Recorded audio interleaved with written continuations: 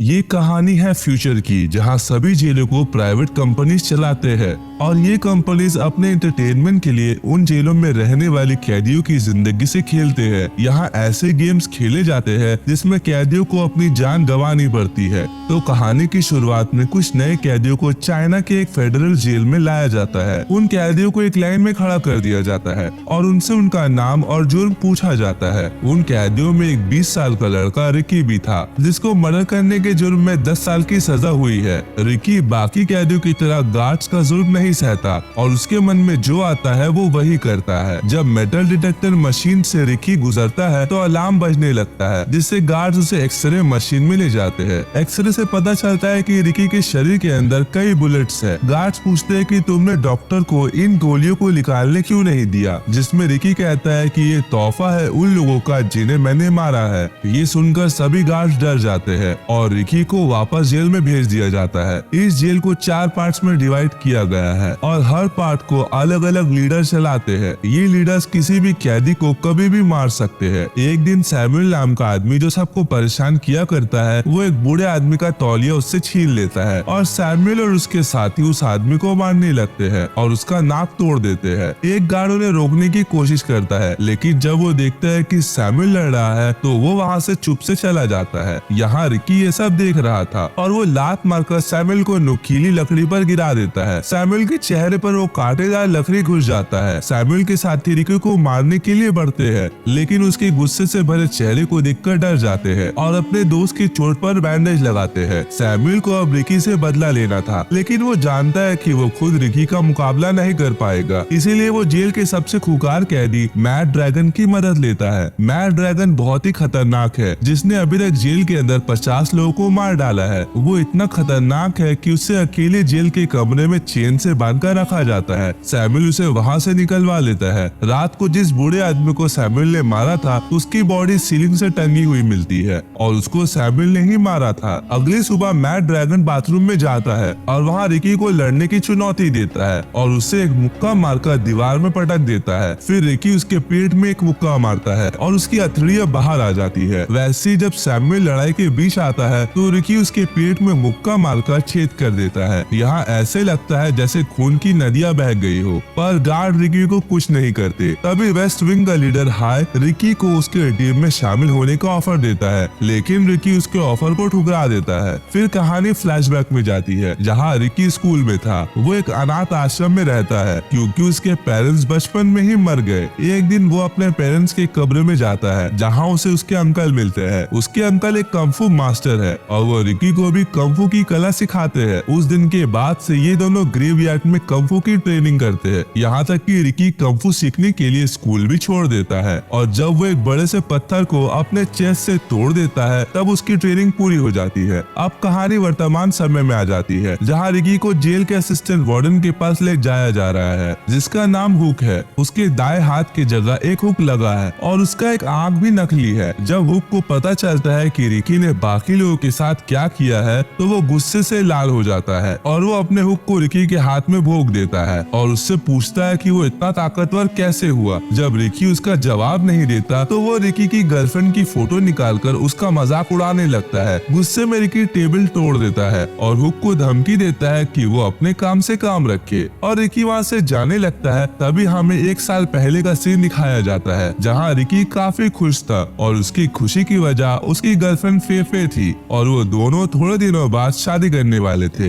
लेकिन एक भयानक रात सब बदल कर रख देती है। घर लौटते समय फेफे एक गैंगस्टर को देखती है जो छोटे बच्चों को अफीम बेच रहा था। तभी उस गैंगस्टर के कुछ लोग उसे पकड़ लेते हैं और उसे गैंग के लीडर के पास लाया जाता है। लीडर फेफे के साथ गलत करने की कोशिश करता है, लेकिन फेफे किसी तरह वहाँ से निकल जाती है और गुंडों से भागते समय वो एक बिल्डिंग से गिरकर मर जाती है। रिकी को ये देखकर बहुत दुख होता है और वो अपना बदला लेना चाहता है। एक रात रिकी को वो गैंग लीडर अकेले मिलता है। लीडर रिकी को कई बार गोली मारता है, लेकिन रिकी को इससे कुछ नहीं होता। वो लीडर के सर में एक मुक्का मारता है और एक घूसे से ही लीडर के सर के 2 टुकड़े हो जाते हैं। रिकी को ऐसा करने के लिए जेल में डाल दिया जाता है, लेकिन उसे अपने किए पर कोई पछतावा नहीं होता। अगले दिन वेस्ट विंग गैंग के मेंबर्स सैमुअल के एक आदमी को मारते हैं। तभी वेस्ट विंग का लीडर हाय वहाँ पर आ जाता है, जो अपनी ताकत दिखाना चाहता है, क्योंकि उस टाइम सभी सिर्फ रिकी की तारीफ कर रहे थे और वो एक आदमी कैंग को मारता है और उसे पूरे जेल के सामने चेन से बांध कर लटका देता है और वो सबसे पूछता है कि क्या कोई उसके खिलाफ जाकर कैंग को बचाना चाहता है। सब कैंग को बचाना तो चाहते थे, लेकिन हाय के डर से कोई आगे नहीं आता, जिससे हाय को लगता है कि उसने सबके दिल में उसके लिए डर बना दिया। लेकिन तभी रिकी वहाँ आ जाता है और दोनों में लड़ाई शुरू हो जाती है। हाय रिकी के आंखों में मिट्टी फेंक देता है और वो उसके एक हाथ का नस भी काट देता है, जिससे उसका हाथ पैरालाइज हो जाता है। लेकिन जल्द ही रिकी अपने आंखों को पानी से धोकर अपने नस पर गांठ बांध लेता है। उसके बाद रिकी हाय के सर के पीछे वार करता है, जिससे हाय की दोनों आंखें बाहर आ जाती है। हाय यहाँ देखता है कि वो हारने वाला है, इसीलिए वो अपने पेट को काट कर अपनी हथेलियों को बाहर निकालकर उससे रिकी का गला घोटने की कोशिश करता है, लेकिन वो ऐसा नहीं कर पाता। आखिरकार रिकी उसे मार देता है और कैंग को नीचे उतार लेता है। तभी तीनों विंग के लीडर्स वहाँ आते हैं। वो तीनों असिस्टेंट वार्डन को प्रोटेक्ट करते हैं, पर रिकी को मारते नहीं। अगले दिन रिकी एक लड़के सो को अकेले बैठे देखता है और वो उसके पास जाकर बैठता है, जहाँ उसे पता चलता है कि सो बोल नहीं सकता क्योंकि एक लीडर ने उसकी जुबान काट दी थी। वो बोल नहीं सकता, इसीलिए रिकी उसे एक फ्लूट देता है, जिसके बदले वो रिकी को एक अफीम का पत्ता देता है। रिकी सो से पूछता है कि उसे ये अफीम के पत्ते कहाँ से मिले। तब उसे पता चलता है कि साउथ विंग का लीडर और हुक जेल के साउथ विंग में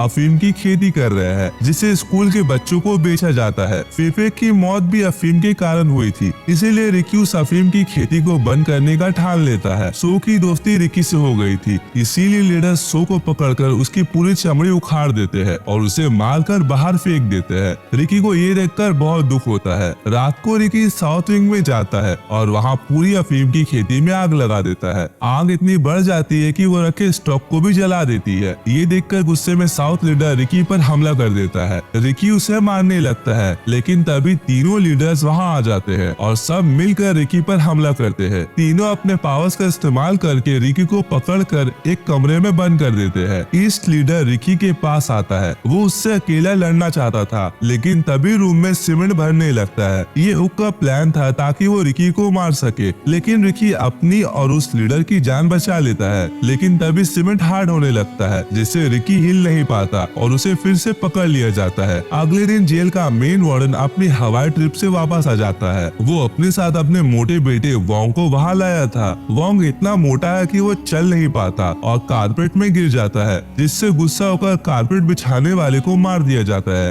वार्डन जेल के कैदियों को कीड़े मकोड़े की तरह समझता था, जिन्हें बिना परवाह किए मार देना चाहिए। जब उसे अफीम की खेती जलने की बात पता चलती है तो वो गुस्से से लाल हो जाता है। हुक उसे रिकी के पास लाता है, जो अभी सीलिंग से बंधा हुआ है। वो अभी भी सीमेंट में जमा हुआ है, लेकिन वार्डन को देखकर वो सीमेंट को अपने शरीर से हटा लेता है। फिर वो वार्डन को मारता है, लेकिन तभी ईस्ट लीडर उसके हाथों को लॉक कर देता है और उसे मारने लगता है ताकि वार्डन और उसके बेटे का मनोरंजन हो सके। रिकी को यहाँ बहुत बुरी तरह टॉर्चर किया जाता है, लेकिन तभी कोई फीफे के बारे बात करता है, जिसे सुनकर रिकी अपने हाथ खोल लेता है और ईस्ट लीडर को गले में मुक्का मारकर उसे मार देता है। तभी रिकी कुछ बोल पाता मेटल की सीलिंग नीचे आने लगती है, लेकिन समय रहते रिकी बचकर निकल जाता है। ये देखकर सब चौंक जाते हैं। तभी उसे एक होल में गिरा दिया जाता है और जेल के कैदियों को उसे जमीन में गाड़ने को बोला जाता है। सभी कैदी डर कर वैसा ही करते हैं और रिकी को सिर्फ एक बैम्बू दिया जाता है, जिससे वो जमीन के अंदर सांस ले सके। उसे एक हफ्ते तक वही रखा जाता है, जहाँ वो हर सेकंड से फीफे के बारे सोचता है। और 8वें दिन वार्डन गार्ड्स को ऑर्डर देता है कि वो रिकी की डेड बॉडी को बाहर निकाले, ताकि सब कैदी देख सके कि जेल के रूल्स के खिलाफ जाने वाले लोगों के साथ क्या होता है। रिकी को बाहर निकाला जाता है, लेकिन यहाँ सब देखकर चौंक जाते हैं कि रिकी तो बिल्कुल सही सलामत है और यहाँ तक कि 7 दिन बिना कुछ खाए पिए वो उछल कूद भी कर पा रहा था। ये देखकर सब कैदी रिकी की तारीफ करने लगते हैं, जिससे साउथ लीडर को बहुत जलन होती है। और रिकी जब बातों में उलझा था,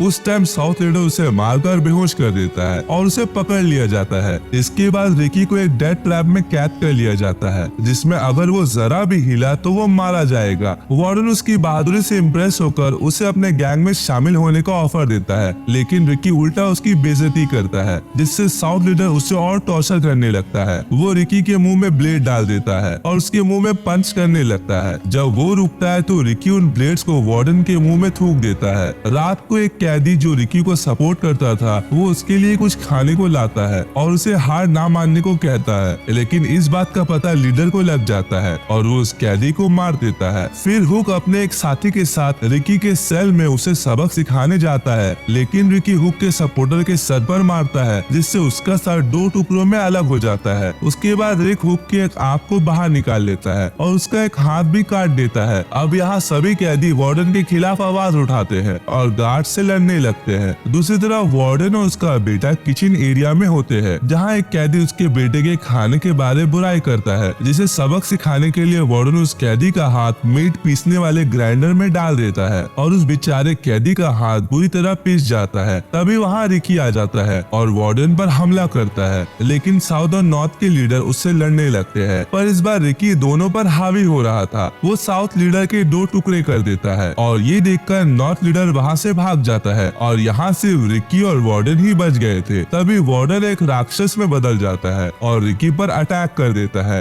ये फाइट बहुत देर तक चलती है, लेकिन तभी रिकी वार्डन को उठाकर मीट ग्राइंडर में फेंक देता है, जिससे उसकी चटनी हो जाती है और सिर्फ उसका सर ही बच गया था। रिकी उस सर को लेकर बाहर जाता है ताकि वो सबको दिखा सके कि वो सब अब आजाद है। लास्ट सीन में रिकी जेल की दीवारों को तोड़ देता है और सभी कैदी जेल से निकल जाते हैं और यही मूवी खत्म हो जाती है।